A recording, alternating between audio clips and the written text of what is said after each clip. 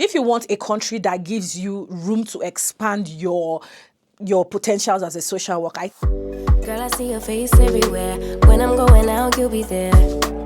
Today, we're going to be talking about one of the most asked questions on my channel, and that is how much do social workers actually take home after taxes in Canada and the UK. People want to know exactly what their numbers are, because at the end of the day, you want to know how much you're taking home after you have done your job, after taxes have been deducted, after everything have been deducted. You want to know how much exactly goes into your purse. So today I'll be talking about real numbers. I'll be using the basic salary for social workers here in Canada versus social workers in the UK. And I'll also, at the end of the day, share where I feel that social workers have more potentials. So if this is something that you like, do well to watch the end of this video. And without any further ado, let's just jump right into it. If this is the first time you're coming across my video, hi, my name is Obehi. I'm a social worker, a content creator, and I live here in Canada.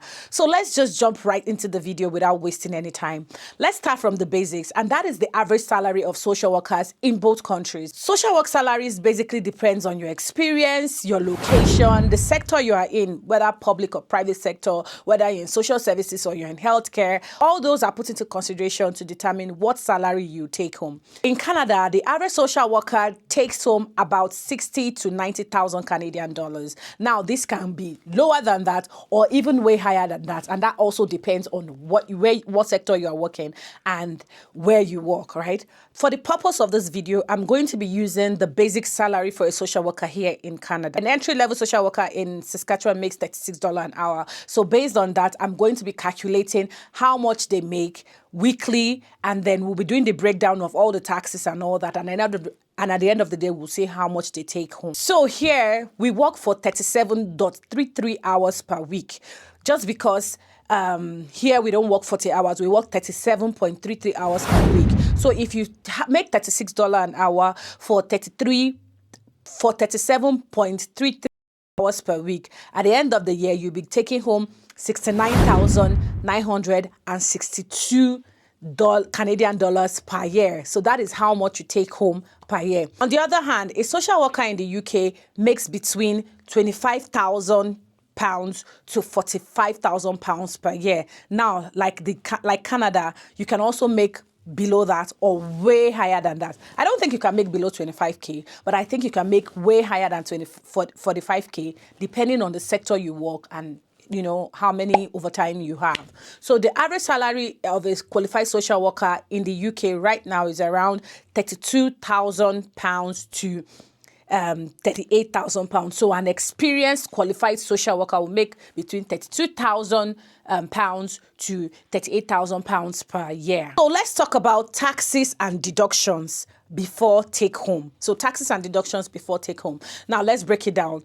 Like I said, we're using Saskatchewan as a context, and Saskatchewan is one of the provinces that make the lowest minimum wage. So the minimum wage here in Saskatchewan is around $15 or $16 per hour. So the province with the lowest minimum wage. So let's put that into consideration. For federal and provincial taxes, for that salary range, your tax will be 24%. So as provincial and federal is 24%. That will be minus 16,790 Canadian dollars. And then we have what we call Canada Pension Plan, and that contribution is 5.95%, and that amounts to 4,163 Canadian dollars per year.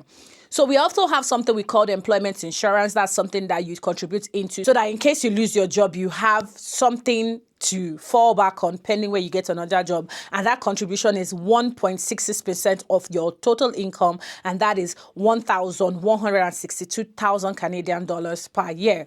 We also have other deductions like union fee, pension, and other little deductions, and all that will be summed up into about 1,500 Canadian dollars per year. That leads you to a total deduction of 32,615 Canadian dollars per year. So that is a total deduction that you get from your taxes per year, using Saskatchewan as a case study. When the deductions are taken, your net salary now becomes 46,347 Canadian dollars per year, and that amounts into about 3,862 Canadian dollars per month. So that is what your take home is going to be for a social worker that is making $36 an hour here in Canada.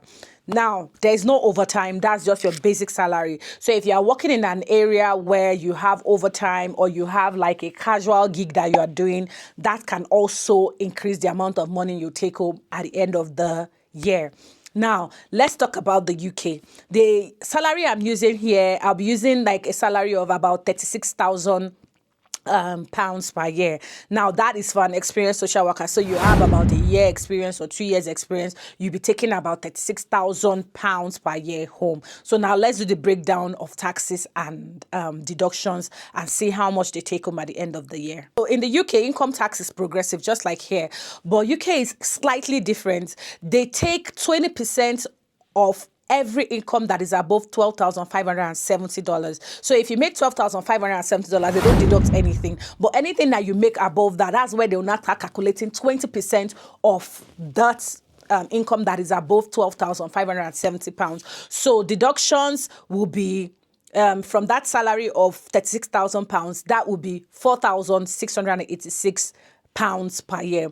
We also have national insurance contribution, which is minus 10% of your salary. That is £3,024,000 per year. And we also have pension contribution, which is 5% of your salary, which is £1,800 per year. So at the end of the year, total deductions from that £36,000 salary will be £9,510 per year, and that leaves your net salary that you take home at the end of the year to £26,490,000 per year. At the end of the month, what you'll be taking home is £2,207 per month.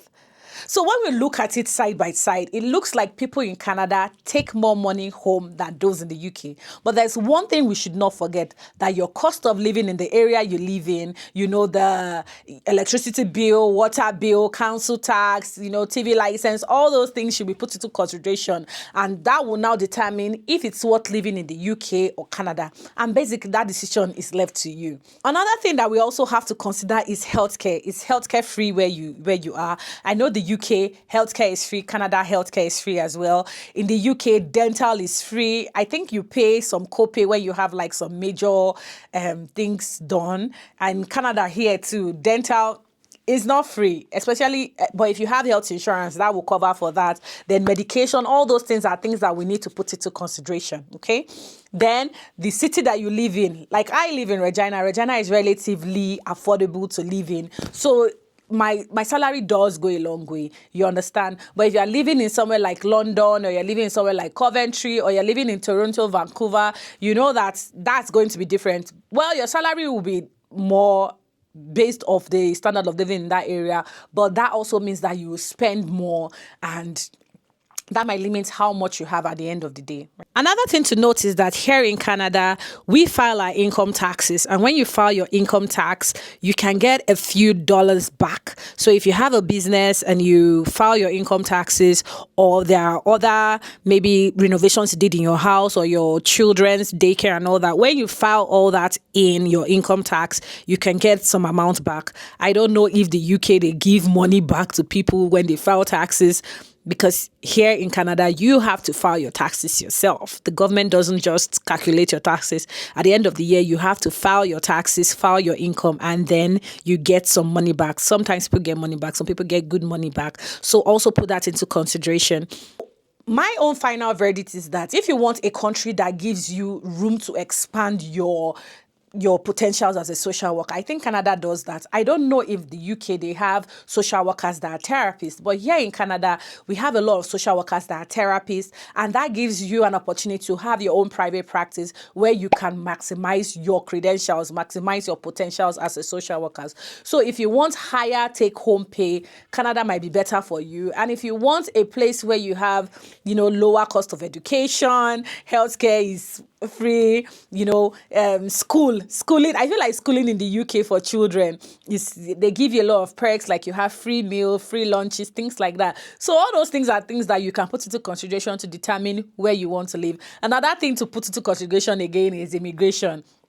In Canada, our immigration process is very long, but at the end of the day, you get permanent residency easier. But in the UK, immigration process is easier, it's faster, but permanent residency is further. It takes a long time for you to get permanent residency in the UK. So these are all the things that you have to put into consideration when you are determining where you want to finally move to as a social worker at the end of the day. So thank you guys for today. If you found this breakdown helpful in any way, don't forget to like and subscribe to the channel for more talks about social work and general life experiences. Like I said earlier, thank you very much for watching. I do appreciate you guys. If you have any questions, as always, leave them in the comment section. And until we see you again in the next one, do have a nice day, guys. Bye.